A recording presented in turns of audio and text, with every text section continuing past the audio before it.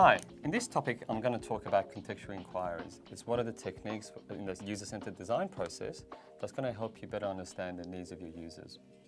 Typically called a site visit, in effect what it is you observing users in context, visiting them, talking to them and observing them.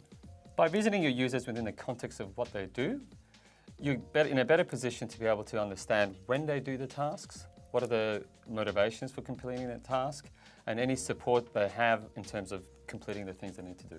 The brilliant thing about doing contextual inquiries or site visits are that you can capture this sort of information that you otherwise wouldn't be able to.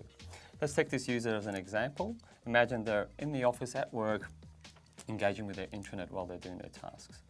By actually doing a site visit, so going to them rather than them coming to you, you can get understandings in terms of when they perform the tasks. For example, for an intranet, what time of day they're actually accessing the intranet. How many times they're accessing the intranet or the website. What sort of customization do they do, or how do they configure their process or their interface to be able to actually use the intranet or the website they're looking at. Why they're actually doing that. So what are their motivations for actually jumping onto that website and looking for the information they are. And finally, you can actually observe them having issues. You know, does the intranet crash on them? Do they have issues actually logging into the system? And be able to also observe the type of support that they look for in order to be able to complete their tasks. The brilliant thing with contextual inquiries is that it's both interview-based and observation-based. However, it requires a small sample size because the time it takes for you to actually engage and observe them is actually quite long. The great thing about doing site visits or contextual inquiries is that it's a combination of observation and interview. You can talk to the person, but you can also observe them performing the tasks that they are. However, it's about small sample size. So to get deep and richer understanding of the users, it actually takes the time to actually run through a site visit session. So the types of information you'll be able to capture when conducting a contextual inquiry would include job title, their role, their position, the length of service, so how long they've been at the organisation, what sort of experience do they have performing their tasks, what makes their jobs difficult or easy, how often do they perform those tasks, the performance issues that they have when they're performing those tasks, and also what their work environment looks like. Are they pressured? Is the floor they're working in really busy? Is there lots of light? Is there lots of noise? All these sorts of factors will impact the way the user performs their tasks. Now let's look at a typical site visit or contextual inquiry session. It typically lasts anywhere from 45 minutes to 2 hours, and it combines doing some interviews at the start, followed by some observations and a sort of a wrap-up interview at the end.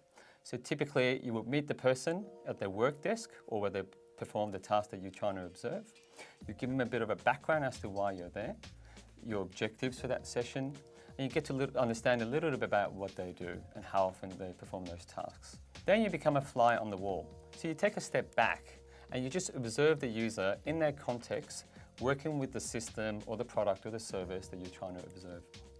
Throughout the observation, obviously you need to look around beyond the user themselves, look at the work environment, sort of the floor they work in, and other tasks that they perform that's going to support them in actually completing their tasks.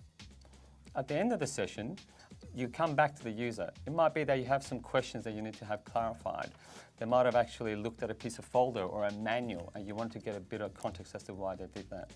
And maybe they've actually conducted a series of steps and you need to clarify that those steps are actually correct and you understand why they're in that order.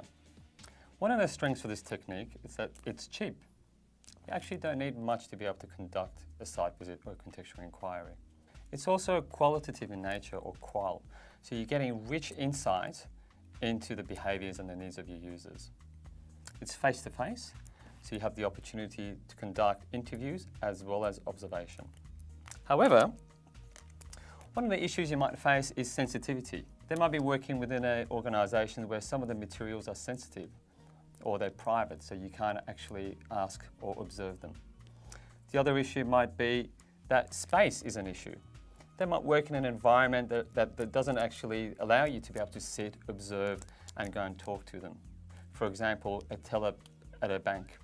And finally, distraction.